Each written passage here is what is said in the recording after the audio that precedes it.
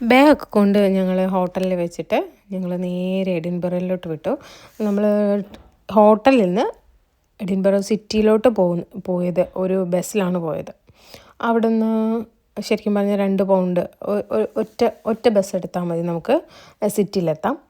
എന്നിട്ട് ഇന്നത്തെ പ്ലാൻ എന്ന് വെച്ച് കഴിഞ്ഞാൽ എഡിൻബറ സിറ്റിയിലുള്ള കുറച്ച് വ്യൂസ്, നമ്മുടെ കാസ്റ്റിൽ, അതുപോലെ തന്നെ കാൾട്ടൺ ഹില്ല്, അതുപോലെ കുറേ സംഭവങ്ങളുണ്ട് സിറ്റിയിൽ തന്നെ, എഡിൻബറ സിറ്റിയിൽ. അപ്പോൾ ആ സിറ്റി മൊത്തവും ഇന്ന് എക്സ്പ്ലോർ ചെയ്യുക എന്നുള്ളതാണ് പ്ലാൻ. നാളെ നെക്സ്റ്റ് ഔട്ടറിലോട്ട് പോവുക എന്നുള്ളതാണ് പ്ലാൻ. അപ്പം ഞങ്ങൾ നേരെ എഡിൻബറ സിറ്റിയിലോട്ട് പോവുകയാണ്.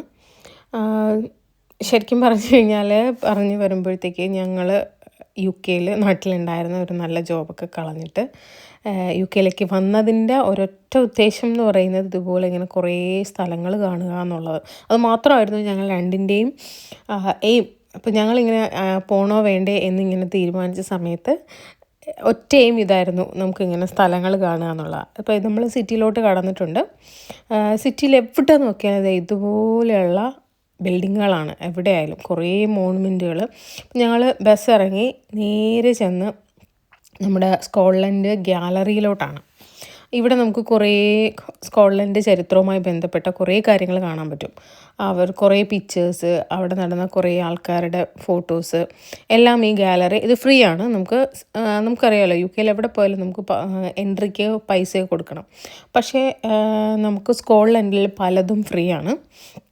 നമ്മുടെ ഈ ഗാലറി മ്യൂസിയമൊക്കെ കാണുന്നത് നമുക്ക് ഇതിനടുത്ത് തന്നെ മ്യൂസിയമുണ്ട്, നാഷണൽ ഗാലറിക്ക് അടുത്ത് തന്നെ. അതൊക്കെ കാണുന്നത് നമുക്ക് ഫ്രീ ആണ്. അപ്പോൾ നമ്മൾ നേരെ ഗാലറിയിലോട്ട് കയറി. അവിടെ കുറേ പിക്ചേഴ്സ്, കുറേ ചരിത്രപരമായ കുറേ കാര്യങ്ങളൊക്കെ ഉണ്ട്. പക്ഷെ ഞങ്ങൾ അധികം അതൊന്നും കാണാൻ നിന്നില്ല. അങ്ങനെ ഞങ്ങൾ ഒരുപാട് കാണാനും അത് വായിക്കാനൊക്കെ നിന്ന് കഴിഞ്ഞാൽ നമുക്ക് സമയം ഒരുപാട് ലേറ്റാവും. അപ്പോൾ നമുക്ക് വിചാരിച്ച സംഭവങ്ങളൊക്കെ, മെയിൻ സാധനങ്ങളൊക്കെ നമുക്ക് ചിലപ്പോൾ കാണാൻ പറ്റിയെന്ന് വരത്തില്ല. അതുകൊണ്ട് ഞങ്ങൾ ജസ്റ്റ് കയറി എന്താ എന്ന് നോക്കിയിട്ട് അവിടെ നിന്നുള്ള വ്യൂ ഒക്കെ നോക്കി നമുക്ക് ഓൾഡ് ടൗണിലോട്ടൊക്കെ പോവേണ്ടതുണ്ട്, കാണേണ്ടതുണ്ട്. അപ്പോൾ ഞങ്ങൾ അവിടെ നിന്ന് ഇറങ്ങാൻ തന്നെ പ്ലാൻ ചെയ്തു. അതിനിടയിലാണ് ഈ പെൺകുട്ടിയുടെ പിക്ചർ കണ്ടത്.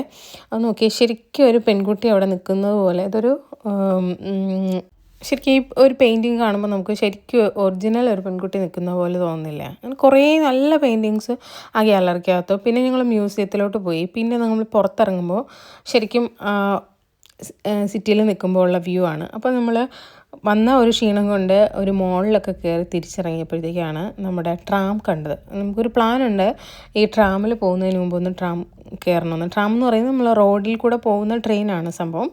നമ്മുടെ ഇതേ റോഡിൽ കൂടെ തന്നെയാണ് എൻ്റെ പിറകെ ബസ്സും കാറും എല്ലാം പോകുന്നത്. ഇതിൽ കൂടെ നമുക്ക് യാത്ര ചെയ്യാൻ പറ്റും. ഇതാണ് സിറ്റിയുടെ വ്യൂ. വളരെ വണ്ടർഫുൾ ആയിട്ടുള്ളൊരു സിറ്റിയാണെന്ന് വേണമെങ്കിൽ പറയാം. എവിടെ നോക്കിയാലും ഇത്തരം നല്ല കെട്ടിടങ്ങളാണ്, ബിൽഡിങ്സാണ്. അതെല്ലാം ഭയങ്കര ഡിഫറെൻ്റ് ആയിട്ടുള്ള ബിൽഡിങ്സ്. നമുക്ക് സിറ്റിക്ക് അകത്ത് തന്നെ നിൽക്കുമ്പോൾ കാണാൻ പറ്റുന്ന ഒരു മോണുമെൻ്റാണ് ഇത്, സ്കോട്ട് മോണുമെൻ്റ് എന്ന് പറയും. അവിടെയും കുറച്ച് ചരിത്രപരമായ കാര്യങ്ങളൊക്കെ എഴുതി വെച്ചിട്ടുണ്ട്. ഈ ഓരോ മോണുമെൻറ്റിനും ഇങ്ങനെ ഉണ്ടാക്കുന്നതിനും അവർക്ക് ഓരോരോ കാരണങ്ങളുണ്ട്. ഓരോരോ ആൾക്കാരുടെ ഓർമ്മയ്ക്കും അങ്ങനെയൊക്കെയാണ് ഉണ്ടാക്കുന്നത്. അപ്പം ഇതും അങ്ങനെ ഉണ്ടാക്കിയിരിക്കുന്ന ഒരു മോണുമെൻ്റാണ്. അവിടെ കുറച്ച് മ്യൂസിക്കൊക്കെ കേൾക്കാമായിരുന്നു.